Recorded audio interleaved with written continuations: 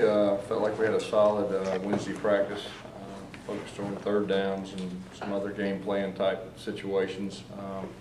Our kids, the last 2 days, I could really tell their intensity and their attention level has been better, and that's usually a very good sign. Questions?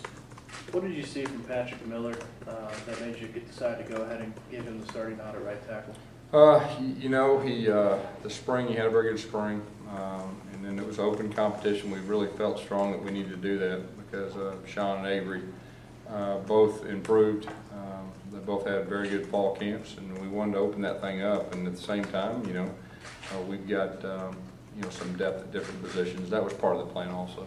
How long has he been taking the first team reps? I don't know, probably off and on for a week, maybe a little over. With Avery, what are the chances that he finds the field Saturday or the next few games? We have a lot of confidence in Avery, a whole lot of confidence, and he made that battle very interesting. And I think the positive, I know the positive as far as offensive line goes is we feel that we have quality depth, and I'd say there's a chance that you can see him on the field. What went into the decision to put, well, I know Brandon and CJ are listed as or, but if you had to take the field right now, who's the starting tight end? Well, we're kind of play specific on things, so we'll just have to see. Both of them will play. We have confidence in both of them. You look at Brandon more as a blocker and CJ as a CJ's really gotten better at blocking, and I think Brandon's got better at receiving, so I think both of them are very versatile. And, like I said before, both those guys were recruited specifically for our offense. You go into a game, a lot of coaches obviously script plays at the first series or whatever. How many plays do you try to script there? It just depends from game to game. You try to get off to a good start and do things that your quarterback's comfortable doing. So it's different from game to game. Gus, what do you like about Chris Davis putting back as the number one player? He's a playmaker. There's no doubt. He's got a lot of confidence.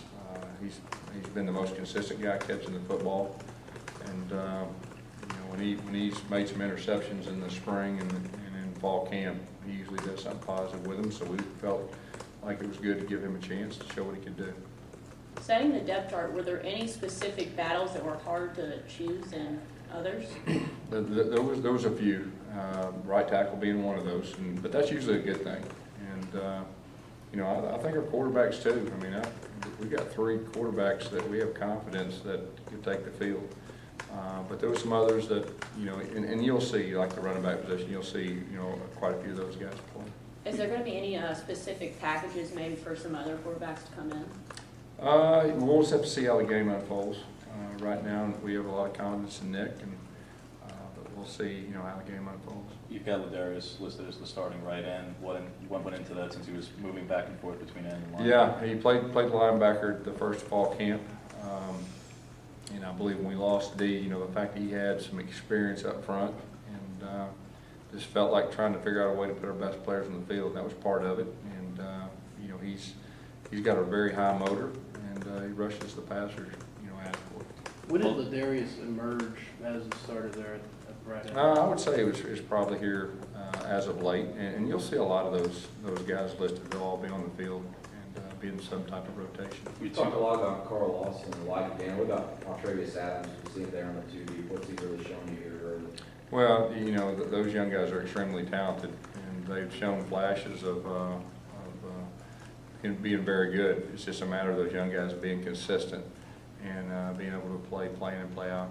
Your 2 starting ends don't have any career starts, very few sacks along the whole defensive line. When you're facing an opponent who had allowed the most sacks in the country last season, how important is it going to be developing a pass rush with these guys who aren't proven pass rushers? Well, I think anytime you're playing a passing team, the key is putting pressure on the quarterback. We've got confidence in our guys, and like I said, when we first got here, we didn't worry about anything in the past and try to put it behind us. Just try to give everybody an equal foot moving forward, and we feel like we've done that. Talk about some of the tackles, defensive tackles. Can those guys rotate back and forth between those spots? Are they specific? Yeah. I think you'll see a lot of rotation up front. I think you'll see a lot of those guys playing. Guys, you got 6 true freshmen in the 2D, 4 junior college guys, including Nick, obviously, is your starting quarterback. What are your thoughts on Kenny Flowers and Brandon King, who are JUCO guys who've only been here for a couple of weeks but had not cracked the 2 deep yet? Well, there's a decent chance you can see those guys on the field too. Anytime you get a 2 deep, there's certain situations and certain packages you could possibly see people. And, the guys that were junior college didn't get to go through spring. They're a little behind the guys that showed up in the spring, but that's to be expected. And I think those guys that came in, as the season goes, you'll see their role expand. In the passing game, do you know who your go-to guy is going to be as far as receivers for Saturday? No, we don't. And like I said last time, we want somebody to emerge. I mean, we're going to give guys opportunities, and they need to prove it on the field. In practice, you can show a lot, but it's nothing like the real thing. So early in the season, we need somebody to step up and be that guy. You can throw the ball to and third down, even when everybody knows where the ball's going. Gus, is the officiating crew of the SEC or Pac? I believe so. Yeah. Guys, will be the same logistics and everything as far as the hotel and everything like that Friday night? Pretty much.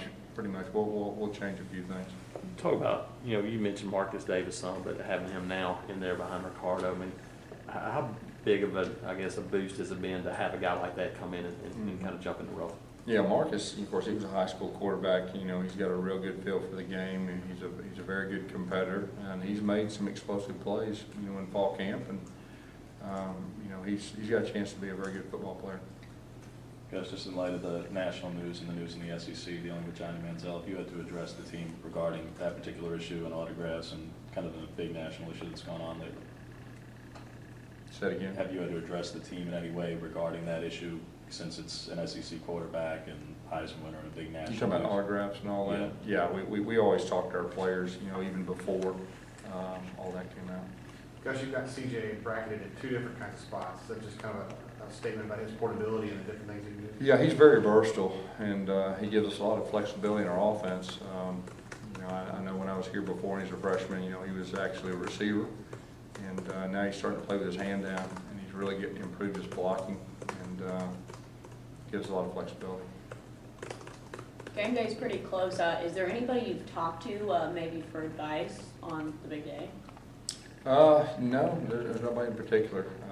We have a plan. We feel good about it. It's just a matter of going out there and seeing how our guys react to certain situations. And kind of like I said before, I'll be curious to see how our guys react and see where we're at as a team. But I'm very excited to watch them play, and very excited to be out in front of our fans. On game weeks, Thursday, do you have like a walkthrough, or do you have like a regular practice? Then what do you guys do on Friday as far as preparation? Yeah, anytime you get to Thursday and Friday, you've done a lot of the physical work, and a lot of it's just cleaning things up and the communication and the mental part and all that. And there's a balance on keeping your guys ready, and you definitely want them fresh. The first game.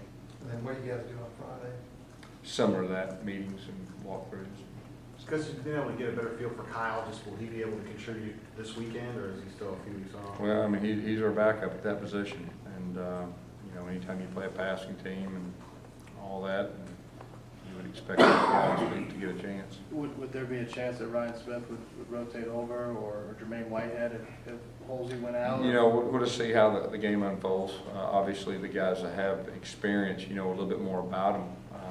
But at the same time, he's our backup at that position right now.